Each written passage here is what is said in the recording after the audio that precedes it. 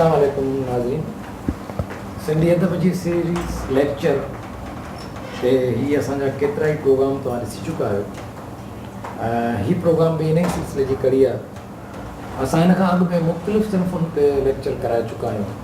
ॻाल्हि ॿोल असांजी हिन मौज़ूअ ते थींदी रही आहे। जीअं असां गीत ते ॻाल्हि ॿोल कई, असां ड्रामे ते, गज़ल ते, बैत ते, केतिरनि सिन्फ़ुनि ते इहा असांजी सीरीज़ लेक्चर्स जी हलंदी रही आहे। असांजो मक़सदु सिर्फ़ु इहो आहे त अॼुकल्ह जे जदीद दौर में पढ़ंदड़, ॿुधंदड़, शागिर्द, उस्ताद घर वेठे नेट ते, ऑनलाइन ते ही सिंधी अदब जी सिन्फ़ुनि जे मुतलिक़ ॼाण हासिलु करे सघनि। साॻी वक़्तु ही ॿोली जी ख़िदमत बि आहे त सिंधी अदब जे शागिर्दनि, सिंधी लैंग्वेज जे शागिर्दनि जे लाइ बि ही काराइती शइ आहे। ऐं साॻी वक़्तु ही हिकिड़ो रिकॉर्ड आहे त असां नसाब खे, एकेडमिक शयुनि खे हिकिड़े रिकॉर्ड ते असां आणियूं पिया, जेके हमेशह जे लाइ तव्हांजे लाइ काराइती। इन सिलसिले में अॼु जो जेको असां टॉपिक रखियो आहे उहो असां रखियो आहे अदबी तनक़ीद जो। त नसाबी या अमली अदबी तनक़ीद छा थींदी आहे, उनजी तारीख़ कीअं, शुरूआति कीअं थी थिए। इन सिलसिले में असां जे महिमान खे अॼु मदो कयो आहे उहो आहे डॉक्टर साजिदा परवीन। डॉक्टर साजिदा परवीन बुनियादी तौर सां असिस्टेंट प्रोफेसर आहे कराची यूनिवर्सिटी में सिंधी शोबे में। पाण 3 किताबनि जी मुसनफ़ बि आहे ऐं साॻी वक़्तु संदसि तनक़ीद जो कमु जेको आहे तमामु बहितरीनु थियल आहे ऐं पंहिंजी तहक़ीक़ जे कम में ॿुधल रहंदी आहे। ऐं इन सिलसिले में असां अचूं त इन सां ॻाल्हि ॿोल करियूं। अस्सलाम वालेकुम मैडम। वालेकुम अस्सलाम। तव्हां असांखे अॼु इहो ॿुधायो त बुनियादी तौर सां अदबी तनक़ीद छा हूंदी आहे ऐं आम माण्हू जे ज़हन में जेको तसवुरु तनक़ीद जो अचे थो उहो कीअं आहे, या तनक़ीद या निक्ताचीनी में फ़र्क़ु कहिड़ो आहे, तनक़ीद जो बुनियादी तसवुरु वाज़िह कयो। सभ खां पहिरियों ई त तव्हांजी महिरबानी, तव्हां मूंखे अदबी प्रोग्राम में इनवाइट कयो। हाणे बुनियादी तरह सां तनक़ीद अरबी ॿोलीअ जो लफ़्ज़ आहे जेको नक़्द लफ़्ज़ मां निकितल आहे। लुग़वी एतबार खां इन जी माना आहे परखणु, मुल्ह कथणु, चङे ऐं बुरे में फ़र्क़ु करणु, खरे ऐं खोटे जी ख़बर वठणु। इस्तिलाही एतबार खां जेकॾहिं असां हिन खे ॾिसूं त कंहिं बि अदबी फ़न पारे जी जॾहिं छंड छाण कई वञे थी, उन जी अदबी ख़ूबियुनि ऐं ख़ामियुनि जी निशानदेही कई वञे थी त उनखे अदबी तनक़ीद चयो वञे थो। हाणे तनक़ीद जो जेको अमल आहे उनखे असां हिकु जोहरीअ जे कम सां भेट ॾेई सघूं था। जीअं जोहरीअ खे जॾहिं सोन जो असुलु क़ीमत मालूम करणी हूंदी आहे त हू उनखे पहिरियां कसोटीअ ते लॻाईंदो आहे, उनखे बाहि मां गुज़ारींदो आहे, कच उन मां कढंदो आहे ऐं आख़िर में निज सोन हासिलु थींदो आहे ऐं उनजो मुल्ह मुक़ररु कयो वेंदो आहे। अदबी तनक़ीद बि बिल्कुलु ईअं ई आहे त जेको बि तख़लीक़कार जेका शइ तख़लीक़ करे पियो उनखे खोलियो वेंदो आहे, उनजी छंड छाण कई वेंदी आहे, उनजी परख कई वेंदी आहे, उनजो तज्ज़ियो कयो वेंदो आहे ऐं उनखां पोइ उनजो हिकिड़ो मयार मुक़ररु कयो वेंदो आहे त फलाणी तख़लीक़ जो फलाणो मयार आहे, बहितरीनु आहे, सुठी आहे, कमज़ोर आहे, ख़ूबियूं अथसि, ख़ामियूं अथसि, उन्हनि सभिनीनि जी निशानदेही थिए थी। हाणे जर्नली तनक़ीद, अदबी तनक़ीद जे हवाले खां जेके डिफरेंट स्कॉलर्स रहिया आहिनि उन्हनि में बि असांखे इहा साॻी ॻाल्हि मिले थी। मसलन शूमेकर जो चवणु आहे त ज़ाती पसंदि ऐं नापसंदि जे बजाए ग़ैर जानिबदारीअ सां शयुनि खे सही तरीक़े सां ॾिसण जो नालो तनक़ीद आहे। हाणे हिते जेकी शइ वाज़े थिए पई उहा इहा पई थिए त तनक़ीद जे लाइ जेका शइ सभिनीनि खां ज़रूरी आहे उहा आहे ग़ैर जानिबदारी, न्यूट्रल थियणु। को बि राइटर ज़ाती ज़िंदगीअ में छा आहे, हुन जा कहिड़ा कम आहिनि, उहो हुनजो अलॻि मैटर आहे ऐं अदब जेको हू तख़लीक़ करे पियो, जेका अदबी तख़लीक़ हू ॾिए पियो, उहा उनजी उन ज़ातियात खे उन में न आणणु खपे। तनक़ीद जे वक़्तु माण्हू खे एतिरो न्यूट्रल हुअणु घुरिजे जो तनक़ीद अदबी फ़न ऐं फ़िक्र जे हवाले सां उनजी जेका ईअं चइजे त जेका सिन्फ़ साम्हूं तव्हांजे आई आहे, जेका क्रिएशन तव्हांजे साम्हूं आई आहे, उन जी परख तव्हांखे करणी आहे, तव्हांखे राइटर जी ज़ातियाती परख न आहे। जी बिल्कुलु एक्ज़ैक्टली। त तव्हांखे सिर्फ़ु अदबी कम खे ॾिसणो आहे त अदबी कमु कहिड़े मयार जो आहे या कहिड़ी लेवल जो आहे। हाणे आम तौर सां असां वटि तनक़ीद ऐं नुक्ताचीनीअ में फ़र्क़ु कोन कयो वेंदो आहे। तनक़ीद आम तौर सां असां पंहिंजी रोज़मर्रा ज़िंदगीअ में जेके बि जुमिला ॻाल्हायूं था उन्हनि में असां आम तरह सां इहो लफ़्ज़ इस्तेमालु कंदा आहियूं त बाबा मूं ते तनक़ीद न कर। त हाणे अदबी तनक़ीद ऐं नुक्ताचीनी ॿ अलॻि अलॻि शयूं आहिनि। नुक्ताचीनीअ जो जेको मतिलबु आहे उहो आहे हरू भरू ऐब कढणु, नुक्स कढणु, ऐं उन में उहा शइ हुजे या न हुजे पर उन मां उहे ख़ामियूं या ख़राबियूं कढी वठणु। बल्कि ईअं चइजे त नुक्ताचीनी जो मतिलबु इहो आहे त रुॻो वेही कंहिं शइ जा ऐब जोई करणु, उन जूं ख़राबियूं कढणु, पर उन जे सुठी शयुनि खे नज़रअंदाज़ करणु। जॾहिं त अदबी तनक़ीद जो जेको मक़सदु आहे उहो इहो नाहे। उन में जेको नक़ाद आहे उन जी ज़िमेदारी सिर्फ़ु ऐं सिर्फ़ु इहा आहे त हू जेको किताबु आहे, जेका तख़लीक़ आहे उनखे फोकस करे ऐं उन में फ़नी हवाले खां, फ़िक्री हवाले खां जेके बि ख़ूबियूं ऐं ख़ामियूं आहिनि उन्हनि खे ग़ैर जानिबदारीअ सां ऐं मुनसिफ़ाणे रवैये सां या तरीक़े सां उन्हनि खे पढ़ंदड़नि जे आॾो पेश करे। हाणे जेकॾहिं असां हिकिड़ी थोरी ॻाल्हि हिते असां अचूं था त तनक़ीद जी डेफिनेशन तव्हां इहा वाज़े कई। असां वटि सिंधी अदब जे हवाले सां तनक़ीद जी असां ॾिसंदासीं त इहा तारीख़ किथां शुरू थी थिए, यानी किथां सिरो थो मिले असांखे त हितां खां तनक़ीद वाक़इदे शुरू थी।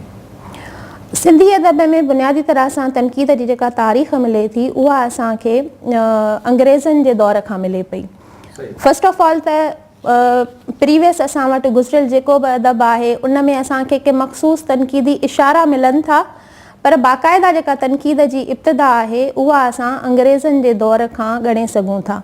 मसलन तनक़ीदी इशारनि में असांखे काज़ी कादन जो बैत मिले थो जंहिं ते कल्होड़नि जे दौर जे हिकिड़े मज़हबी स्कॉलर अबुल हसन डायरी तनक़ीद कई हुई ऐं उहो हिकिड़ो बैत हो। बैत हीअं आहे त जोगीअ जाॻायोसि, सुतो होसि निंड में, तंहिंखां पोइ थियोसि विरिहासंदे पेचरे। त हिन बैत जे अंदरि जेको जोगी लफ़्ज़ आहे अबुल हसन डायरी उन ते तनक़ीद कई हुई त जेको जोगी लफ़्ज़ आहे उनखे असां आरिफ़ या अॻवान रहबर या मुर्शिद जे मतिलब में इस्तेमालु नथा करे सघूं। हुन जोगी लफ़्ज़ जो हिकिड़ो आम मुरवज जेको राइज मफ़हूम हो उनखे सिर्फ़ु उन ताईं महदूद रखियो। पर इहा जेका तनक़ीद असांखे मिले थी आहे त सिंधी अदब जे बाबति पर फ़ारसी ज़बान में थियल आहे। इन करे असां इनखे बाक़ाइदा तनक़ीद नथा चई सघूं। आउं सम्झां थो त उन वक़्त में असांखे हिकिड़ो बैत मिले थो अकरम गुरोरी साहब जो त आए अब्दुल लतीफ़ ते रज़ामंद रहमान जोड़े जंहिं क़ुरान सिंधीअ में सही कयो। हीअ हिकिड़े क़िस्म जी आउं सम्झां थो हीअ बि राय आहे शायदि। जी बिल्कुलु। शाह लतीफ़ ते जेकॾहिं चइजे त हीअ बि हिकिड़ी राय आहे जंहिंखे तनक़ीदी ज़मरे में आणे सघिजे थो। जी बिल्कुलु बिल्कुलु। अच्छा, तनक़ीद जे हवाले खां असांखे जेके अहम नाला मिलनि था उन्हनि मां असां कुझु जो ज़िक्र कंदासीं। मसलन सैयद फाज़िल शाह जो किताबु आहे मीज़ानुल शेर, इनखे असां सिंधी अदब में बाक़ाइदा तनक़ीद जो पहिरियों किताबु मञूं था। ऐं हीअ किताबु आहे इल्मु उरूज़ जे क़ाइदनि जे हवाले खां। इल्मु उरूज़ छा आहे, इल्मु उरूज़ में कहिड़ियूं कहिड़ियूं सिन्फ़ूं अचनि थियूं, इल्मु उरूज़ जी सिन्फ़ जी जेका फ़नी जोड़ आहे उहा कहिड़ी आहे। इन ते ईअं चइजे त तनक़ीद जो जेको फ़नी पहलू आहिनि, जेके नसाबी एकेडमिक पहलू आहिनि, जी उन्हनि ते माना ईअं सम्झो त तनक़ीद जे हवाले सां उहे अहिड़ा किताब अचणु शुरू थिया उन वक़्त में, जिन में आउं सम्झां थो त अंग्रेज़नि जे दौर में त बेशुमार जेको आहे सो राइटर अहिड़ा आया जिन जेको आहे सो तनक़ीदी जेको आहे, जीअं मिर्ज़ा खलील बेग जो नालो अहम आहे, जी डॉक्टर गुरबख्शाणी आहे, भैरूमल महरचंद आडवाणी आहे, जी मोहम्मद सेवाणी आहे, उन्हनि इन ते तनक़ीद ते तमामु सुठा उन वक़्त में किताब लिखणु शुरू कया। पर इहो तनक़ीद जी शुरूआति ईअं थिए थी असां वटि सिंधीअ में, ऐं अंग्रेज़नि जे दौर में उहो तनक़ीद अॻिते पइजे थी। असां जदीद तौर ते पोइ था अचूं, पर उन खां अॻु में आउं तव्हां खां इहो थो पुछां त तनक़ीद बुनियादी तौर सां केतिरनि क़िस्मनि में विराए सघिजे थी, यानी असां ॾिसूं तनक़ीद खे कहिड़ा क़िस्मनि जिन जे बुनियादनि ते असां तनक़ीद कयूं था। बुनियादी तरह सां तनक़ीद जा ॿ क़िस्म आहिनि। हिकिड़ी थींदी आहे निसाबी तनक़ीद ऐं ॿी थींदी आहे अमली तनक़ीद। या आसान लफ़्ज़नि में जेकॾहिं असां सम्झणु चाहियूं त ईअं चई सघिजे थो त तनक़ीद जा किताब ॿिनि क़िस्मनि जा थींदा आहिनि, हिकिड़ा निसाबी ऐं ॿिया अमली। हाणे निसाबी छा आहे? निसाबीअ मां मुराद आहे त नसर या नज़म जूं उहे सभई सिन्फ़ूं जिन जे जेके तनक़ीद जे बारे अदबी तनक़ीद मौज़ू जे बारे में असांखे तफ़सीली मालूमात फ़राहम कनि। मसलन तनक़ीद छा आहे, तनक़ीद जा उसूल, तनक़ीद जा क़िस्म, तनक़ीद जी तारीख़, मुख़्तलिफ़ ॿोलियुनि में तनक़ीद जी तारीख़, उनखां पोइ तनक़ीद जा जेके मुख़्तलिफ़ नज़रिया आहिनि, जेके मुख़्तलिफ़ दौरनि में राइज रहिया आहिनि, उन्हनि जो तफ़सील। त जर्नली असां इहो चवंदासीं त ख़ुदि तनक़ीद जेको मौज़ू या असां वटि हिकिड़ो मज़मून आहे उन जे बारे में जेका बि मालूमात आहे उहा निसाबी तनक़ीद में शामिलु थिए थी। ऐं अमली तनक़ीद मां मुराद आहे त तव्हां कंहिं बि किताब, मसलन को अफ़सानो आहे, को नाविल आहे, को ड्रामो आहे या का शाइरी आहे, उनखे तव्हां खणो ऐं उन ते तव्हां अमली तौर सां तनक़ीद करे ॾेखारियो। त मसलन ग़ज़ल आहे त उहो पंहिंजे फ़न में केतिरो पूरो आहे, फ़िक्री हवाले खां उन में कहिड़ियूं कहिड़ियूं मुख़्तलिफ़ शयूं राइटर पढ़ंदड़ खे ॾिए पियो, रदीफ़ काफ़ियो उन में पूरो आहे या नाहे, ऐं ग़ज़ल जेको ग़ज़ल आहे उन में फ़िक्री हवाले खां कहिड़नि कहिड़नि लाड़नि जी या कहिड़नि कहिड़नि ॻाल्हियुनि जी नुमाइंदगी थियल आहे। त इहा थींदी अमली तनक़ीद। हाणे बुनियादी तौर सां इहा जेको तनक़ीद जी तव्हां क़िस्म ॿुधाया त ॿिनि क़िस्मनि जी असां तनक़ीद ईंदी आहे। हाणे इन सां गॾो गॾु इहो ईंदो आहे त भई तनक़ीद जे कहिड़नि नज़रियनि ते असां अचूं था, त नज़रिया जेके हूंदा आहिनि त भई तनक़ीद अक्सर आम माण्हू चवंदो आहे अला हीअ जेका आहे सा हिन में तबक़ाती ॻाल्हि थियल आहे, हिन में मज़हबी ॻाल्हि थियल आहे या हिन में कंहिं समाज जे पहलू ते, त इन ई तां वरी असां हलिया वेंदा आहियूं त तनक़ीद जा बुनियादी नज़रिया कहिड़ा आहिनि जिन जे बुनियादनि ते तनक़ीद कईंदी आहे। त इहो थोरो तव्हां ॿुधाईंदा त बुनियादी असां वटि तनक़ीद जा नज़रिया जेके आहिनि उहे कहिड़ा आहिनि? जी बिल्कुलु, तनक़ीद जा जेके मुख़्तलिफ़ नज़रिया आहिनि उहे असांखे क्लासिकियत वारे दौर खां मिलनि था। सभ खां पहिरियों जेको असां नज़रियो स्टार्ट कंदा आहियूं उहो हूंदो आहे क्लासिकियत। क्लासिकियत खां पोइ रुमानियत, तरक़ी पसंदी, जदीदियत ऐं उन में ख़ासि तौर सां वजूदियत, उनखां पोइ फेमिनिज़म आहे जंहिंखे असां औरताज़ाद बि चऊं था सिंधी में, या सरियलिज़म, मावरायत, साख़्तियात पुॼाणा, जदीदियत पुॼाणा ऐं उनखां पोइ जदीदियत पुॼाणा। हाणे इहे मुख़्तलिफ़ तनक़ीदी नज़रिया आहिनि जिन जी बाक़ाइदा ओरिएंटेशन थी आहे यूरोप खां, उन्हनि जो हिकिड़ो मख़सूस दौरु आहे, उन्हनि जा मख़सूस राइटर्स आहिनि, उन जो हिकिड़ो तय थियल मैनिफेस्टो आहे हर तहरीक जो, त कहिड़ी तहरीक जा कहिड़ा फ़नी लवाज़मात आहिनि या फ़िक्री हवाले खां कहिड़ी तहरीक कहिड़ियुनि शयुनि खे फोकस करे थी। अच्छा, हाणे इहो त असां सम्झूं था त इहे मुख़्तलिफ़ तहरीकूं, इहे नज़रिया जेके आहिनि, छा सिंध में बाक़ाइदा इहे तहरीकूं इहे नज़रिया रहिया आहिनि या इन्हनि मां कुझु रहियूं आहिनि कुझु न रहियूं आहिनि? सिंध में सूरत नज़रियनि जी कहिड़ी रही आहे?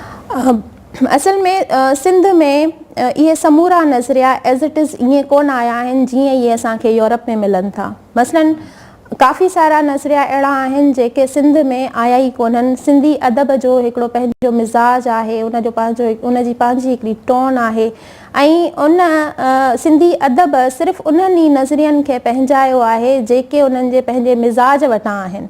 मसलन क्लासिकियत जो जीअं यूरोप में हिकिड़ो बाक़ाइदा दौरु काउंट थिए थो 16-17 सदीअ खां, त ईअं असां वटि क्लासिकियत कोन्हे का। असां क्लासिकियत जो जेको सिलसिलो आहे उहो काज़ी कादन खां शुरू कंदा आहियूं ऐं वींदे मीर अब्दुल हुसैन सांगीअ ताईं जे सिलसिले जा जेके शाइर असांखे मिलनि था उन्हनि सभिनीनि खे असां असासी शाइर या क्लासिकी शाइर मञींदा आहियूं।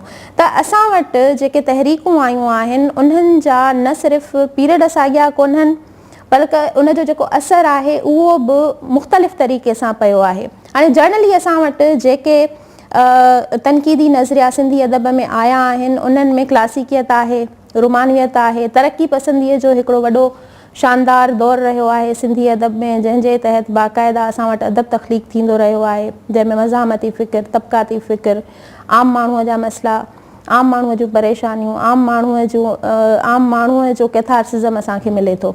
हाणे अहिड़ी रीति फेमिनिज़म खे जेकॾहिं तव्हां ॾिसो त फेमिनिज़म अहिड़ो अदबी तनक़ीदी नज़रियो आहे जेको असां वटि उन तरीक़े सां राइज न थी सघियो आहे जीअं इहो यूरोप में थियो हो। हिते फेमिनिज़म बाक़ाइदा हिकु झेड़े या तनक़ीद नेगेटिविटी में तव्हां चओ त उनजे वर चढ़ी वियो आहे। बुनियादी तरह सां मां सम्झां थी त फेमिनिज़म खे हिते सम्झो ई कोन वियो आहे। फेमिनिज़म जी जेका तहरीक उनजो जेको एसेंस आहे उनखे हिते सही तरीक़े सां इंटरप्रेट कोन कयो वियो आहे। अहिड़ी रीति असां सरियलिज़म या मावरायत जो तनक़ीदी नज़रियो ॾिसूं था, इहो बि असांखे बिल्कुलु न त असां बिल्कुलु नथा चई सघूं, पर माइनर उन जा के जेके आहिनि असर आहिनि जेके असांखे जेके लोक कथाऊं या लोक कहाणियूं आहिनि या जेका लोक किस्सा आहिनि उन में असांखे इन्हनि जा आंसर मिलनि था। ऐं सिंधी अदब जे अंदरि ख़ासि तौर सां हिकिड़ो राइटर आहे इख़लाक़ अंसारीअ जो असांखे हिन में हवालो मिले थो। इख़लाक़ अंसारी मां काइनात आहियां कहाणियुनि जो मजमूओ लिखियो हो, उॾोही। अच्छा, उॾोही जे हवाले खां हिकु शइ आउं डिस्कस कंदसि, उहा इहा त उॾोही जे लाइ हिकिड़ो उन ते हिकिड़ो बैन लॻल आहे या उन ते हिकिड़ो लेबल लॻल आहे त उॾोही स्ट्रीम ऑफ कॉन्शियस जे तहत लिखियो वियो हो। पर उन में स्ट्रीम ऑफ कॉन्शियस जूं बि शयूं असांखे नज़र अचनि थियूं, पर उन सां गॾोगॾु आउं सम्झां थी त उन में सरियलिस्टिक जेके फैक्टर्स आहिनि, मावराई जेके अंसर आहिनि उहे बि मौजूदु आहिनि। ऐं ख़ासि तौर सां इख़लाक़ अंसारीअ जी जेका कहाणी आहे मां काइनात आहियां, उहा सॼी जो सॼी सरियलिज़म जे बुनियाद ते लिखी वई आहे। शेख अयाज़ बि क्लेम कयो हो कंहिं जॻह ते त मुंहिंजी जेका कहाणी शराबी आहे जी उहा बि बिल्कुलु इन सरियलिज़म ते ई लिखियलु आहे। हा बिल्कुलु, शेख अयाज़ जूं ॿ कहाणियूं आहिनि, हिकिड़ी कारो रंग ऐं ॿी शराबी। इहे ॿई कहाणियूं हुनजे अफ़साननि जे मजमूए सफ़ेद वहशी में छपियूं हुयूं, जिन जे लाइ हुन मुहाग में पाण इहो क्लेम कयो हो त हीअ जेके ॿ कहाणियूं आहिनि इहे बुनियादी तौर सां मूं सरियलिज़म खां मुतासिर थी ऐं उनजे पैराए में लिखियूं आहिनि। पर मूं जॾहिं इन्हनि कहाणियुनि खे पढ़ियो त इन में कारो रंग जेकी कहाणी आहे उन में मूंखे सरियलिज़म या उन जा जेके बेसिक एलिमेंट्स आहिनि उहे एतिरा कोन नज़र आया। हा, लेकिन असां शराबी कहाणीअ खे चई सघूं था त अयाज़ जी जेका कहाणी शराबी आहे उन में सरियलिज़म तमामु हाई लेवल ते मिले थो ऐं उनजी प्रेज़ेंटेशन ॾाढी ख़ूबसूरत आहे। हिन कहाणीअ में बेसिकली हिकिड़ो अहिड़ो किरदारु ॾेखारियो वियो आहे जंहिंजूं ॿ दुनियाऊं आहिनि। हिकिड़ी उहा दुनिया जेका रियलिटी वारी आहे ऐं हिकिड़ी उहा दुनिया जेका उहो शराब पीअण खां पोइ मदोशी वारी दुनिया में वञे थो ऐं उते हू उन्हनि शयुनि खे जेके उनखे हक़ीक़त में एब्सर्ड थियूं लॻनि, बोर थियूं लॻनि, वाहियात थियूं लॻनि, उहे ई उनखे फैसिनेट कनि थियूं, उनखे अट्रैक्ट कनि थियूं। त हिन कहाणीअ में असां चई सघूं था त असांखे सरियलिज़म काफ़ी हद ताईं उन जा जेके बुनियादी जुज़ा आहिनि उहे नज़र अचनि था। अच्छा, शाइरीअ में बि असां वटि सरियलिज़म जो को अक्स मौजूदु आहे? शाइरीअ में असांखे सिधो सो सरियलिज़म त कोन थो मिले, पर तजरीदी नज़म जेके असां वटि लिखिया वञनि था, तजरीदी नज़म जो जेको असां वटि तजुर्बो कयो वियो आहे उन में ख़ासि तौर सां मलक नदीम जा जेके तजरीदी नज़म आहिनि उहे मावराइयत जे ॾाढो वेझो आहिनि। पर हाणे असां ईअं खणी चई सघूं था त हिकिड़ियूं त यूरोप खां सिधो सो तहरीकूं असां वटि आयूं जिन जा कुझु असर क़बूल कया विया ऐं कुझु तहरीकुनि जा असर क़बूल कोन कया विया। मसलन असां वटि क्लासिकल तहरीक जो दौरु न रहियो ऐं न वरी क्लासिकल वैल्यूज़ ऐं बाक़ाइदा एकेडमिक हवाले सां जेके हुनजो क्लासिकल क़द्र हुआ उहे के अदब ते अप्लाई थिया, ईअं न थियो। बल्कि असां वटि ॾिठो वञे त जेका बुनियादी तहरीक जंहिंजो असरु सिंध में ज़्यादा रहियो उहो तरक़ी पसंदी जो आहे। छो त 1 यूनिट जे दौरान आउं सम्झां थो त वधि में वधि जेका आहे तरक़ी पसंदि तहरीक जेको आहे उनजो असरु माण्हुनि क़बूल बि कयो ऐं सिंधी अदब में वधि उन तहरीक खे रिफ्लेक्ट कयो ऐं उहा तहरीक न सिर्फ़ु इहो त अदबी रही बल्कि उहा तहरीक समाजी बि बनी। अच्छा, बाक़ी आउं सम्झां थो त जेके बि असां वटि तहरीकूं आहिनि उहे हिकिड़े ई वक़्तु हिकिड़े ई अदीब में गॾु आहिनि। मसइलन जेकॾहिं शाह लतीफ़ खे असां खणंदासीं त उहो हिकिड़े ई टाइम ते क्लासिकल शाइर बि आहे, जदीद शाइर बि आहे, रोमानवी शाइर बि आहे, बिल्कुलु तरक़ी पसंदि शाइर बि आहे, त क़ौम परस्त शाइर बि आहे, त मज़ामती शाइर बि आहे। त मतिलबु सिंध में तनक़ीद जा दौर न आया आहिनि, पर सिंध में इहे तनक़ीदी जेके आहिनि उहे ट्रेंड मौजूदु रहिया आहिनि या वरी उन्हनि जा असर क़बूल कया विया जी। असां हाणे अॼुकल्ह जे दौर में असां जदीद दौर में बल्कि ही जदीदियत पुॼाइण जो जेके दौरु चयो थो वञे इन में छा सिंध में तनक़ीद का वज़नाइती थी रही आहे? सिंध में के सुठा तनक़ीद निगार आहिनि या के सुठा किताब सिंध में तनक़ीद जा अचनि पिया? मतिलबु छा सूरत हाल आहे तनक़ीद? आमतौर सां त चयो थो वञे त तनक़ीद जी खोट आहे। चवंदा अदीब चवंदा आहिनि त तनक़ीद असां ते सवले नमूने सां कोन पई थिए, ज़ातियाती इहे पेश लफ़्ज़ ॿिया लिखिया पिया वञनि पर को बाक़ाइदा तनक़ीद न पई थिए। जी बिल्कुलु, असल में ॾिसो ॻाल्हि इहा आहे त असां वटि तनक़ीद खे सही मफ़हूम ऐं माना में अञा सम्झो ई कोन वियो आहे त अदबी तनक़ीद थींदी छा आहे, उन जूं घुरिजूं कहिड़ियूं आहिनि, उन जा उसूल कहिड़ा आहिनि। ऐं सम्झां थी जेकॾहिं कंहिं नक़ाद खे अदबी तनक़ीद जे उसूलनि जी चङे नमूने ॼाण आहे त पोइ हू बहितर ऐं प्रोडक्टिविटी वारी जेकी तनक़ीद आहे उहा करे सघे थो। हाणे जदीद दौर जी जेकॾहिं असां ॻाल्हि कयूं त जदीद दौर में वाक़ई तव्हांजी इहा स्टेटमेंट बिल्कुलु सही आहे त असां वटि अदबी तनक़ीद जी खोट आहे। तव्हां ॾिसो असां वटि रोज़ जे हिसाब सां कहाणियुनि जा किताब शाया थियनि था, नाविल शाया थियनि था, शाइरी तमामु घणी असां वटि अचे पई, नवां शाइर जदीद शाइर मुख़्तलिफ़ मौज़ूअनि ते लिखनि पिया, पर तनक़ीद जो जॾहिं असां मैदान ॾिसूं था त उहो असांखे बिल्कुलु ख़ाली नज़र अचे थो, सवाइ चंद माण्हुनि जे जेके तनक़ीद जे हवाले खां कमु करे रहिया आहिनि। अच्छा, उहे उन में बि वरी हिकिड़ी शइ इहा आहे त जेके तनक़ीद निगार हींअर तनक़ीद ते लिखनि पिया उन्हनि घणो करे मज़मून लिखिया आहिनि। तनक़ीद जो जेको हिकिड़ो ख़ासि पहिरायो आहे उहो रिसर्च वारे पैटर्न में असां वटि अचणु खपे। तनक़ीद बाक़ाइदा हिकिड़ी साइंटिफिक रिसर्च आहे जंहिंजा अलॻि सां हिकिड़ा पैमाना मुक़ररु थियल आहिनि। असां वटि मज़मून त हर को लिखे पियो, आर्टिकल त हर को लिखे पियो, अख़बारुनि में बि छपजनि पिया ऐं माण्हू किताब सहेड़े बि छपाइनि पिया, पर जेका साइंटिफिक रिसर्च आहे तनक़ीद जे हवाले खां कंहिं मौज़ूअ खे खणी तव्हां उन ते बाक़ाइदा दलीलनि सां मिसालनि सां तनक़ीद जा जेके बि लवाज़मात आहिनि उन्हनि खे तव्हां अप्लाई कयो, इहा शइ असां वटि कोन पई थिए। तनक़ीद जे मैदान में तव्हां ॾिसो असांखे ॿ टे नाला मिलंदा, मसलन अकबर लगारी साहब जो नालो आहे, उन जा असांखे किताब मिलनि था।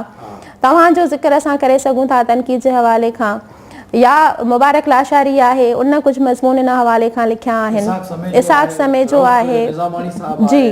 त इहे ॾिसो इहे अटे में इहे अञा ताईं मतिलबु त तनक़ीद जे हवाले सां जामी चांडियो आहे।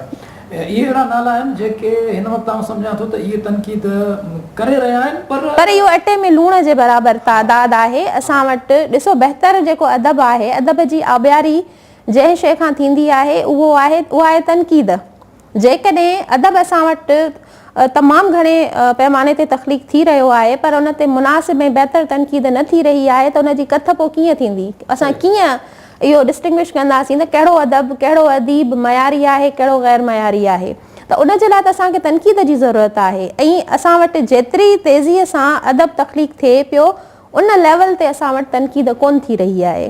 अच्छा, चयो इहो बि वेंदो आहे त जॾहिं तव्हां तनक़ीद जी ॻाल्हि था करियो त हिकिड़ा माण्हू अहिड़ा हूंदा आहिनि जेके चवंदा आहिनि जिनखे तख़लीक़ करणु नथी अचे उहे तनक़ीद वेही कंदा आहिनि, पर तनक़ीद जे लाइ असां जॾहिं पढ़ूं था त तनक़ीद जे लाइ असांखे हिकिड़ी ॻाल्हि जेका उहा मिले थी त तनक़ीद सिर्फ़ु बाशऊर माण्हू करे सघे थो जंहिंजो तमामु घणो इल्मनि ते उबूर हुजे, बिल्कुलु, ऐं उहो माण्हू जेको आलिम हुजे, ॼाणू हुजे, जेको कंहिं फन पारे खे सम्झी सघे ऐं उन जी कथ करे उन ते ॻाल्हाए सघे। हिन जो मतिलबु इहो थियो त तनक़ीद निगार जेको हूंदो आहे उहो बज़ाते ख़ुदि हिकिड़ो तख़लीक़कार बि हूंदो आहे ऐं तख़लीक़ खे वरी रिप्रेज़ेंट पियो कंदो आहे, तंहिंजे करे उन जे इल्मी सलाहियत जेका उहा तमामु आला हुअणु घुरिजे।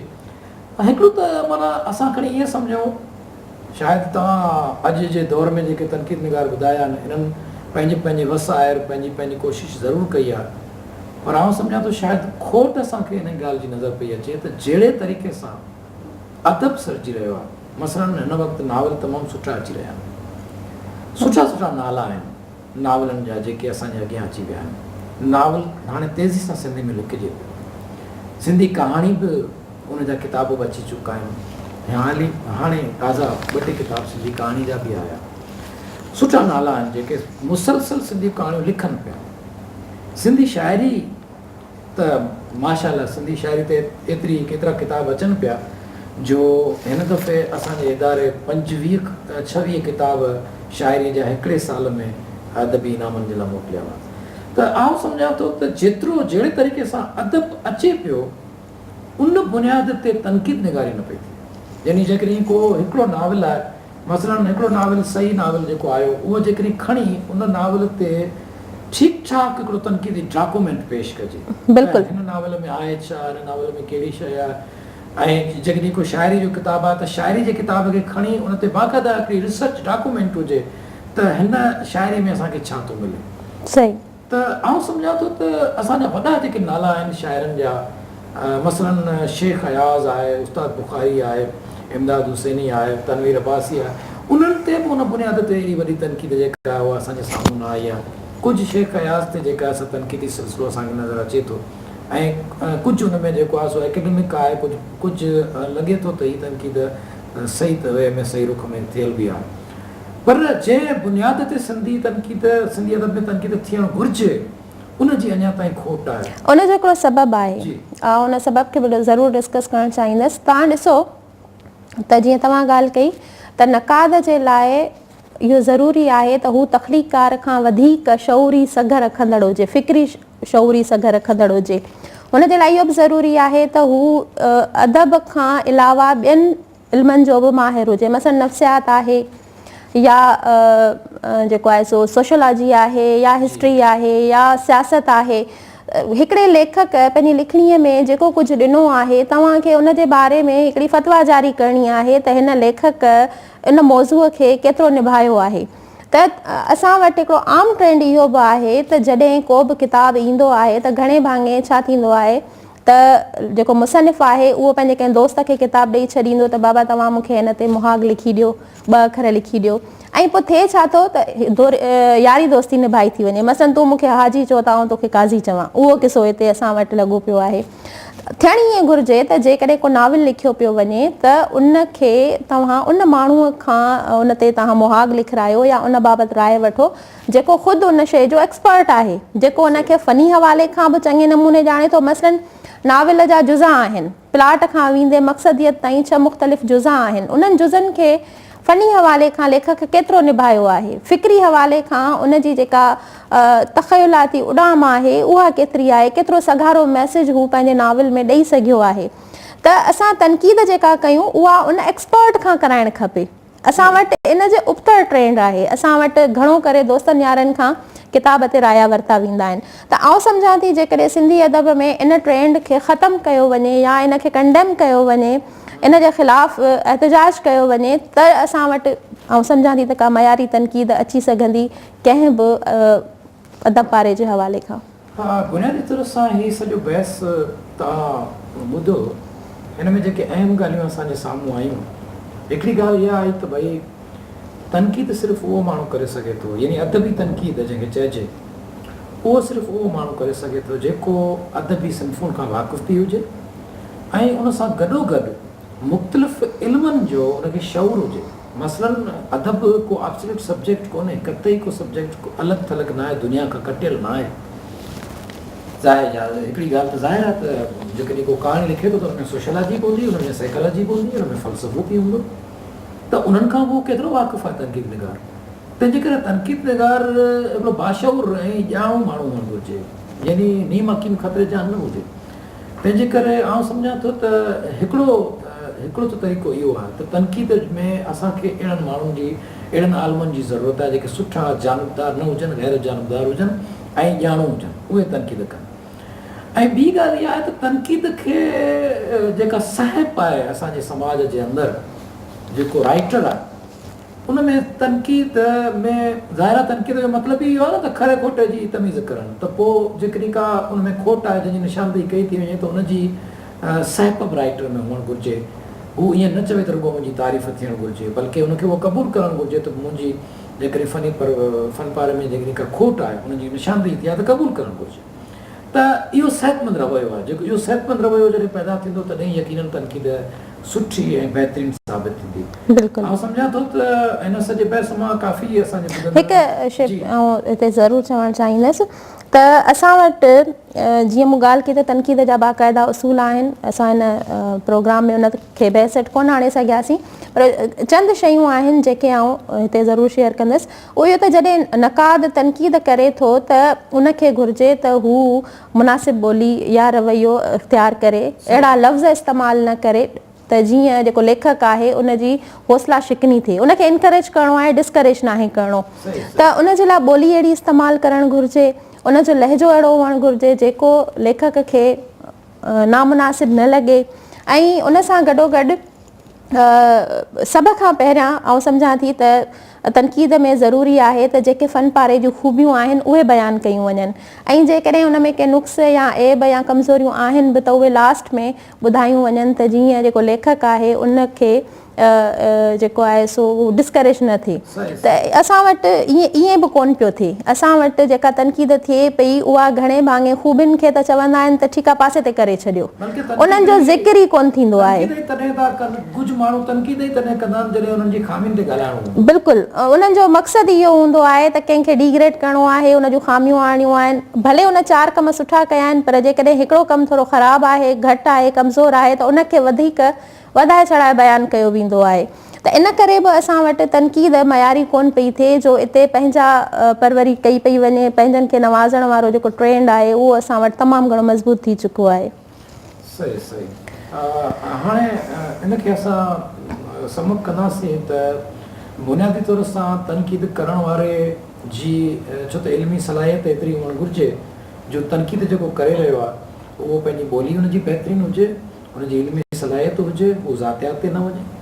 नंबर ॿी ॻाल्हि त तनक़ीद मुख़्तलिफ़ रुखनि खां करणु घुरिजे ऐं तनक़ीद जा जेके क़िस्म आहिनि उन्हनि सभिनीनि खे ज़हन में रखी करे तनक़ीद करणु घुरिजे। ऐं ॿी ॻाल्हि त अदब जी जेका जान आहे, यानी अदब खे जेको आहे सो ईअं खणी सम्झो त समाज में जेको रिप्रेज़ेंट करण जो जेको तरीक़ो आहे उहो तनक़ीद ई आहे। जेकॾहिं अदबी तनक़ीद सुठी हूंदी, अदबी तनक़ीद निगार सुठा कंहिं अदीब खे मिली विया त उन जी जेका आहे सा सही तरीक़े सां परख थी सघंदी। ऐं ॿी ॻाल्हि जेका उहा इहा त तनक़ीद हिकिड़ो इहो त आहे त इहा अदबी तनक़ीद जेका आहे सा बुनियादी शइ आहे, पर साॻी वक़्तु जेके राइटर आहिनि, जेके लेखक आहिनि, उन्हनि खे बि पंहिंजे फ़नी कमज़ोरियुनि खे ॿुधण जी ज़रूरत रखणु घुरिजे, सहप रखणु घुरिजे ऐं ज़ातियात ते न वञणु घुरिजे। तनक़ीद खे इम्पार्शियलिटी सां ॾिसजे, माना कंहिं जो साइड न खणिजे, कंहिंजो पासो न खणिजे। ऐं ॿियो त अदबी तनक़ीद खे ज़हन में रखणु घुरिजे, निकताचीनी खे पासो करणु घुरिजे।